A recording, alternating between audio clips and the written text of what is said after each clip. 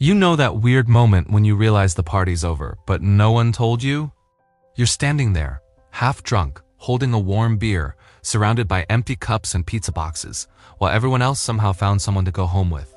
That quiet, sinking feeling in your stomach, that sense of being left behind while everyone else moved on, that's not just a moment. For millions of men, that's every day in their relationships. Because here's the truth, most men don't get dumped when their girlfriend packs her bags. They get dumped slowly, emotionally, piece by piece, while she's still sitting next to them on the couch. She's there physically, but mentally, she's already gone. He still pays the bills. He still texts her good morning. He still calls her babe. But something's missing, something he can't quite name. The warmth in her eyes turned to boredom. The laughter turned to sighs. And deep down, he knows she's not in love with him anymore. She's in love with who he used to be before he started asking permission to exist. Before he traded his self-respect for her comfort. Before he started apologizing just for being himself. This is the tragedy no one warns men about, that you can be loyal, kind, and devoted, and still lose her. Not because you weren't enough, but because you stopped being the man she respected. The man she tested to see if he was strong enough to lead. And every time you folded, every time you bit your tongue to avoid conflict, you didn't save the relationship, you quietly killed her attraction. Today, I'm handing you the verbal nuclear codes that flip this entire dynamic on its head. But here's the catch. These words aren't for everyone. Most men will be too afraid to use them. Because these phrases don't just challenge her, they challenge you. They require strength, clarity, and an unshakable understanding of your own value. But for the few men who have the courage to use them, everything changes. The silence becomes power. The indifference becomes attraction. And for the first time, she's the one afraid of losing you. It never happens all at once. No man wakes up one morning and decides to surrender his masculinity. It happens quietly, like a slow leak in a tire, unnoticeable at first, but eventually you can't move forward anymore. The erosion begins with small sacrifices disguised as love. You cancel plans with your friends because she's upset. You stop going to the gym because she says you spend too much time there. You start watching shows you hate just to make her happy. And little by little, you stop being the man she fell for, the man who had his own life, his own direction, his own gravity.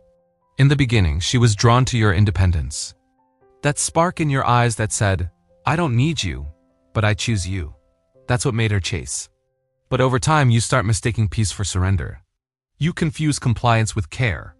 And before you know it, you're walking on eggshells in your own home, terrified that one wrong word will spark another emotional explosion.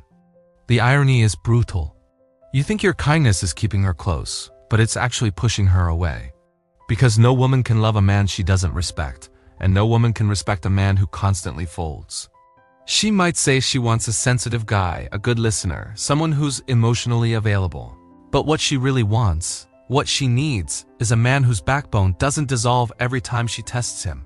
A man who can look her in the eye, calm and unshaken, and say, no.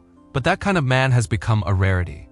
Modern men have been trained to apologize for their strength, to feel guilty for leading, to believe that being masculine means being toxic. So they shrink, they suppress, they adapt.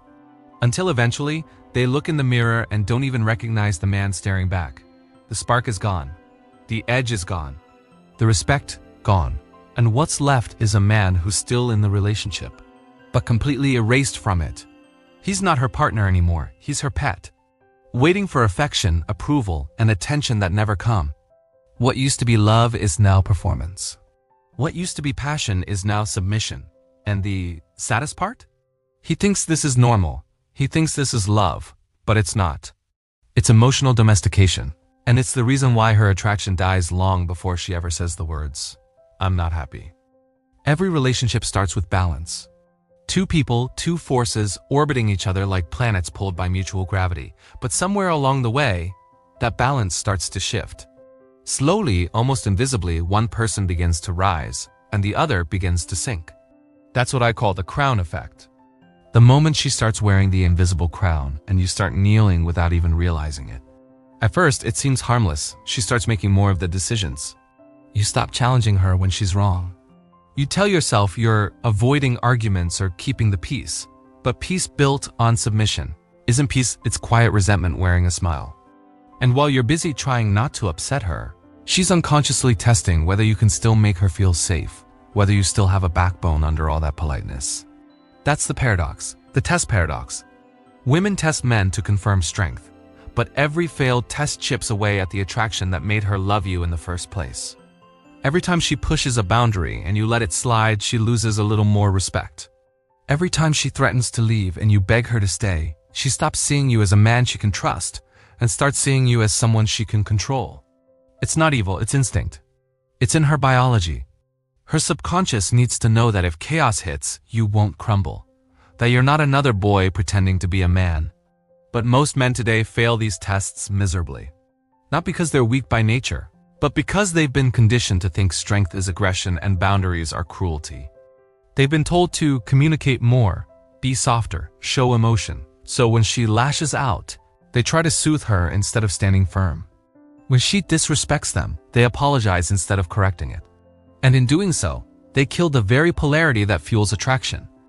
What women won't admit, and maybe don't even realize, is that they need those tests to fail sometimes. They need you to hold the line. Because when you don't, something inside them starts to rot. The part of them that admires you, that trusts you, that desires you, it all begins to decay. That's when she starts acting cold, distant, dismissive. Not because she stopped loving you, but because she stopped feeling safe with you. And here's the cruel irony, she'll blame you for her own loss of attraction. She say you've changed, that the spark is gone, that you're not the man she fell in love with. But what she's really saying is this: you failed the test, and now I can't follow you. You see, love without respect is pity. Desire without polarity is boredom. And once the crown is on her head, it's almost impossible to take it back, unless you're willing to destroy the illusion that gave her that power in the first place. And that's exactly what we're about to do next. Because the first weapon that cracks the crown isn't anger, it's truth. The kind of truth that pierces the ego so deeply it can't hide behind emotions. The kind that forces her to see herself not as the queen she imagined, but as the ordinary woman she truly is. If you really want to see a woman's confidence shatter, don't yell, don't insult, don't raise your voice. Just look her dead in the eye and calmly tell her she's ordinary. Not cruelly, not mockingly, just factually. That single word, ordinary, hits deeper than any argument ever could. Because every woman, no matter how humble she pretends to be, carries a deep-rooted belief that she's different. That she's the exception. That she's the one woman who stands out from all the others. Since childhood, she's been told she's special by her parents, by teachers, by social media filters, by men tripping over themselves to compliment her. So her entire sense of worth becomes built on that illusion of uniqueness. The idea that she's somehow not like other girls. That she's the one who will make you forget all your exes, the one who'll change your life, the one who's irreplaceable. And the moment you calmly take that illusion away, the psychological fallout is devastating. It's like pulling the curtain in The Wizard of Oz. She suddenly realizes there's no magic behind the act. Just another person reading from the same tired script, playing the same predictable game. You don't have to say much. Just something like, when I first met you, I thought you were different. But you're exactly like every other woman I've dated. Same drama, same games, same emotional patterns. Then go silent. Don't explain, don't argue. Let the silence do the talking. The power of this phrase lies in its calmness. You're not trying to hurt her, you're revealing a truth she spent her whole life avoiding. That her identity as the exception was never real. That the power she believed she had over you wasn't unique. It was just borrowed from your attention. And when you withdraw that attention, the entire illusion collapses. There's a story that makes this point perfectly. A man and a woman were arguing outside a restaurant. She was going off about how he didn't appreciate how special she was. He waited quietly, never raised his voice, and when she finally stopped to catch her breath, he just said, "Special? You're literally saying the same things my ex said." Word for word, she froze. The crowd went silent. Because in that moment, he broke the script. He refused to play the role she expected. And when that happened, her ego didn't know where to go. What makes this weapon so lethal is that it doesn't attack who she is. It attacks the story she tells herself about who she is. You're not destroying her confidence. You're destroying the illusion that she's above the pattern. And once that illusion breaks, her emotional leverage over you collapses. Because if she's not the exception, she's replaceable. And that terrifies her more than rejection, more than loneliness, more than anything else. The truth is, most men never dare to speak this truth. They fear it'll end the relationship. And sometimes it does. But what actually ends it isn't your words, it's the mirror you hold up. You simply showed her reflection, and for the first time, she couldn't recognize herself. But the illusion of uniqueness is only the first layer of control. Because once that starts to crack, she'll use her next weapon, the threat of leaving. And that's when the second, even more powerful response comes into play. When a woman realizes her usual tricks aren't working anymore, she doesn't immediately surrender, she escalates. The tone shifts, the tests get sharper, the emotional stakes rise. She starts saying things like, maybe we should take a break, or I don't think this is working. It's not because she actually wants to leave. It's because she wants to see what you'll do. Will you panic? Beg? Plead? Argue? Will you finally give her proof that you need her more than she needs you? That's what every threat of departure really is, a test of your emotional dependence. And this is where most men crumble. They start negotiating like a hostage. Please don't go. I can change. We can work this out. They think they're fighting for love, but what they're really doing is confirming weakness. Because the moment you show fear, she knows she owns you. You've handed her the keys to your emotional stability. And once she sees that the dynamic is dead, attraction doesn't survive pity, it only survives respect. But then there are the few men who understand the art of indifference. The man who, when she says she needs space, replies with a calm, take all the time you need. I've got things to do anyway. The man who, when she threatens to leave, doesn't chase, he holds the door open. Not sarcastically, not bitterly, but sincerely. The man who, when she mentions her ex is texting her, simply says, that's nice. Maybe you two can catch up. That kind of composure scrambles her entire nervous system. Because for the first time, she realizes she has no control. Indifference is power disguised as peace. It's the quiet confidence that says, I was complete before you, and I'll be complete after you. And that terrifies her. Because women don't fear losing the relationship, they fear losing their ability to influence you. They fear the loss of emotional leverage. The moment she sees that you genuinely don't need her approval or affection to function, she loses her grip on the steering wheel. One guy handled it perfectly. His girlfriend tried the classic manipulation line, maybe we should see other people. Most men would have panicked, begged, or tried to talk her out of it. But he didn't flinch. He just said, that's probably a good idea. There's someone I've been wanting to ask out anyway. Thanks for making this easy. Her jaw dropped. She went from dominant to desperate in 3 seconds flat. Because what she expected, a validation chase, never came. And when she couldn't control the outcome, her brain short-circuited. This is why indifference is so devastating. It's not cruelty. It's clarity. It shows that your world doesn't revolve around her emotions.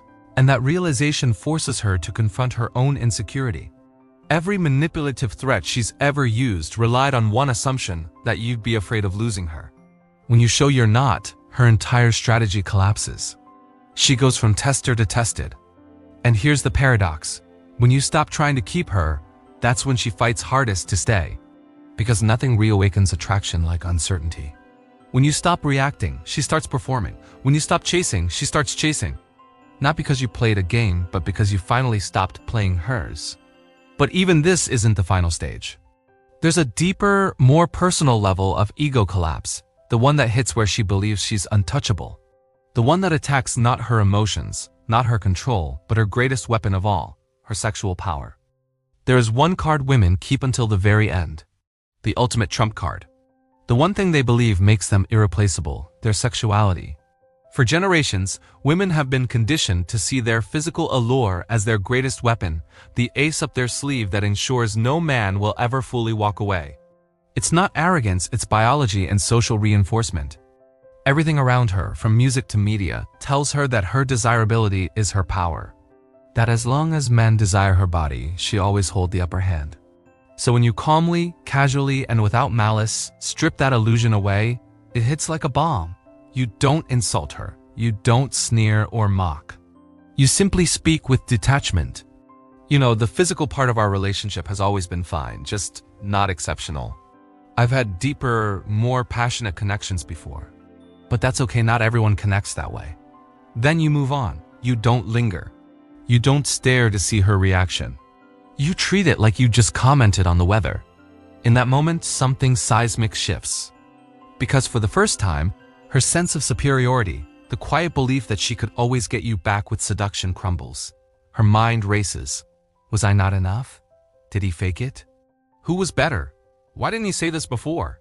You've taken the one area she thought was immune to criticism and treated it with complete indifference. To her ego, that's nuclear devastation. Understand this. Every woman, consciously or not, measures part of her self-worth through her perceived sexual power. When you imply that power was never that special, that it didn't define your experience of her, you remove her safety net.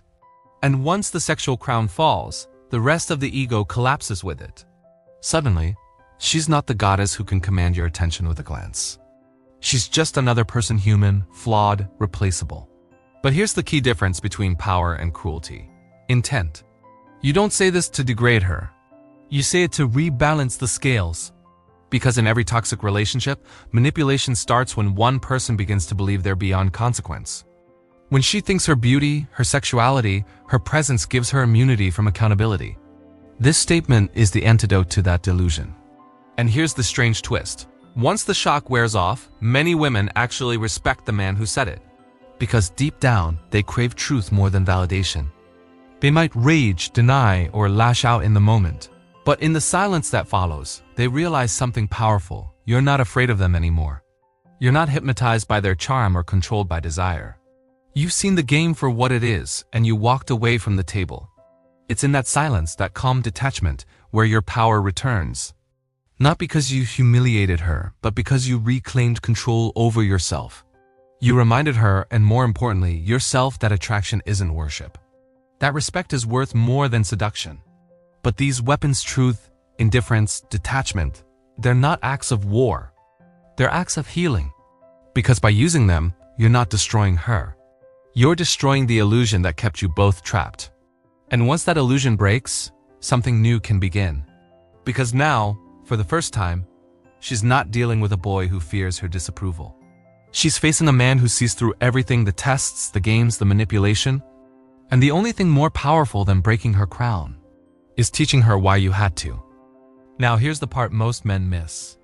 These so-called weapons, calling her ordinary, staying indifferent, dismantling the sexual crown, aren't meant to destroy her. They're meant to reset the relationship. They're antibiotics, not poison. Because what you're really doing is curing a sickness that's been festering under the surface for years. A relationship infected with control, manipulation, and emotional imbalance.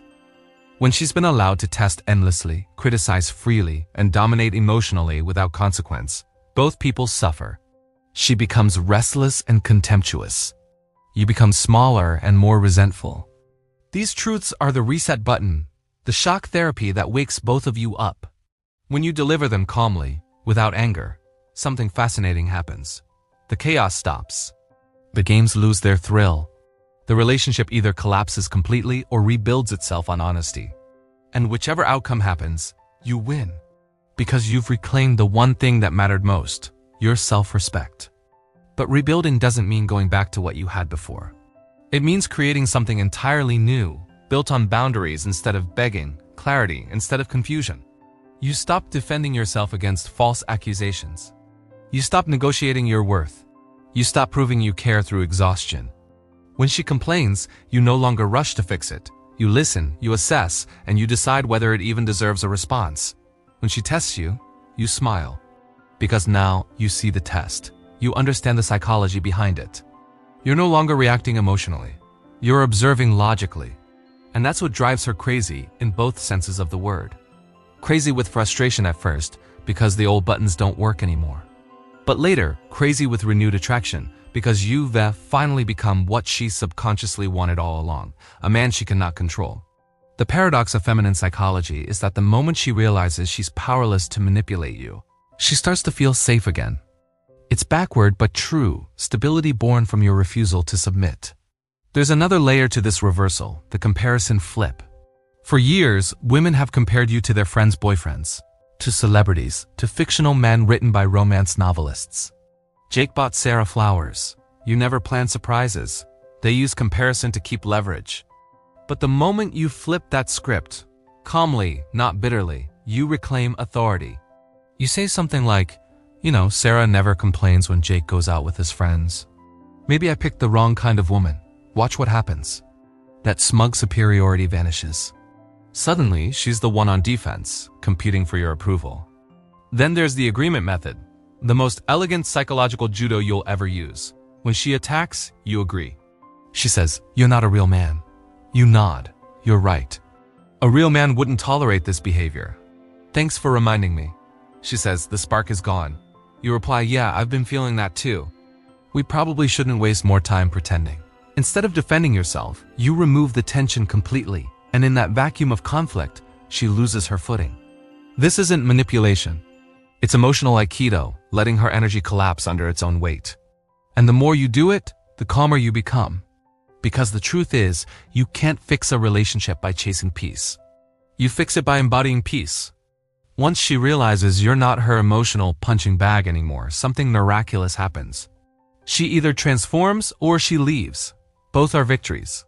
Because either way, you've reclaimed your role as the man who leads his own life. The king without a queen is still a king. The man without approval is still a man. And when you reach that level of inner stability, the tests stop. The crown falls. The game ends. There's a moment every man faces after walking away from a toxic dynamic. That eerie silence where the phone doesn't buzz, no messages come through. And for the first time in months, maybe years, there's peace. It's strange at first. The chaos that used to fill your days is gone, replaced by a calm that almost feels uncomfortable. But give it time and that silence becomes addictive. Because in that quiet, you rediscover something she never wanted you to find: yourself. See, she always assumed that without her you'd crumble, that you'd beg, plead, or drown in regret, that your world revolved around her validation. But when you don't chase, when you simply move on, improve, and glow up, her entire sense of power implodes. Because for the first time, she realizes she wasn't your source of happiness. She was your distraction from it. This is where the crown truly falls, not through confrontation, not through words, but through your evolution. You stop posting quotes about heartbreak and start posting wins. You get back in shape. You reconnect with old friends. You laugh again, genuinely, not out of obligation. Every step you take towards self-mastery, every new goal you crush, every night you sleep peacefully without arguing or explaining yourself, it's a reminder that peace was possible all along. You just couldn't see it through the fog of her drama. And that's when the shift happens, not in you, but in her. The woman who once treated you like an option suddenly starts to panic. She reaches out under innocent pretenses. "Hey, just wanted to see how you've been." Or, "Can we talk?" She pretends she's checking in, but what she's really checking is whether she still has access. Whether she can still pull the emotional strings she used to. But she can't, because the man on the other end of the line isn't the same man she left. Psychologists call this an existential collapse. When someone realizes that the power they thought they had was an illusion, their identity starts to unravel. For women who build their self-worth around control, your indifference is a mirror they can't bear to look into. It forces them to confront a terrifying truth, that they weren't the prize, you were. You'll notice it in subtle ways. The same woman who once said you were boring suddenly starts reminiscing about the good times. The same woman who mocked your hobbies now praises your discipline.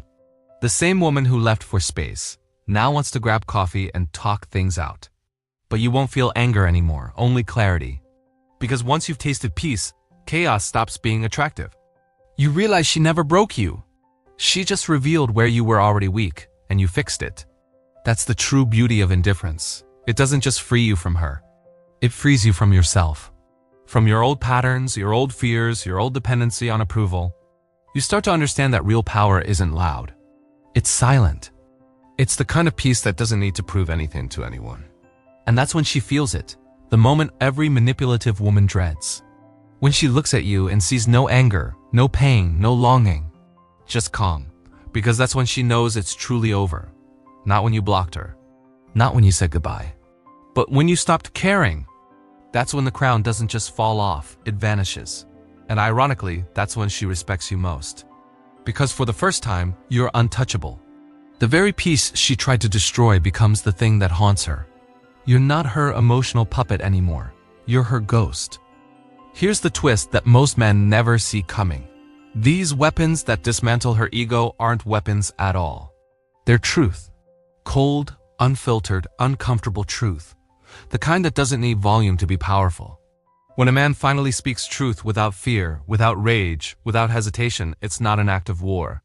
It's an act of liberation. Because what you're really freeing isn't just yourself, it's her too. See, a woman with unchecked control becomes miserable. She doesn't consciously want to dominate. But when she's with a man who refuses to stand up, she has no choice but to fill that vacuum. She becomes the leader, the emotional regulator, the decision maker, and deep down it exhausts her. She starts to resent him not because he's cruel, but because he's absent, because she can't relax in his presence, because she's trapped in her own need to control. And your silence, your indifference, your boundaries, they're the only things strong enough to set her free from that burden. Every manipulation is really a test in disguise. Every outburst is a question she can't articulate. Can I trust you to stay grounded when I'm spinning out? Can you see through my chaos and stay unmoved? When you react emotionally, she loses faith. But when you respond with clarity, she feels something she can't even describe: safety. You become the eye of the storm, the stillness she didn't know she was searching for. And that's when the dynamic flips completely. The man who once sought validation now becomes the source of it. The man who once begged for peace now radiates it. This is the paradox of masculine power. It doesn't come from control, but from detachment. When you no longer need to be right, to be loved, to be chosen, that's when you become irresistible. Because the man who needs nothing can't be manipulated. He can walk away from anything, even love, and still be whole. And women, for all their talk about vulnerability and emotional connection, are magnetically drawn to that kind of strength. It's not arrogance. It's centeredness. But make no mistake, truth costs you something. It will burn bridges. It will end relationships. It will leave you standing alone for a while. But it will also rebuild you from the inside out. Because once you've tasted the peace that comes from honesty, you'll never settle for anything less. You'll stop performing for love. You'll stop bending for approval. You'll stop apologizing for existing as a man with boundaries. And here's the final irony. When you finally become the man who can live without her, that's when she truly wants you. Not the version of you who chased her, not the one who caved to her moods, but the man who's unshakable. The one who can look at her with calm eyes and say nothing, and in that silence, she feels everything. Because every woman's deepest fear isn't that you'll leave. It's that you'll stay but stop needing her. That one day, you'll wake up and realize she doesn't hold power over you anymore. No control, no emotional leverage, no crown. Just two people, one who's free and one who's terrified of what that freedom means. So when that moment comes, when she tries to pull you back into the old dance, when she tests to see if the crown still fits, remember this: you don't need to argue, explain, or prove anything. You've already won the only war that mattered, the one within yourself. Because the truth is, these words women fear aren't tools of destruction. They're tools of resurrection. They don't kill love. They kill illusion. They burn away manipulation until only respect and authenticity remain. And when that happens, something beautiful takes its place. Not domination, not submission, but balance. You stop being the extra in her one-woman show and become the author of your own story again. And once a man starts writing his own story, no woman, no crown, and no manipulation can ever take the pen away.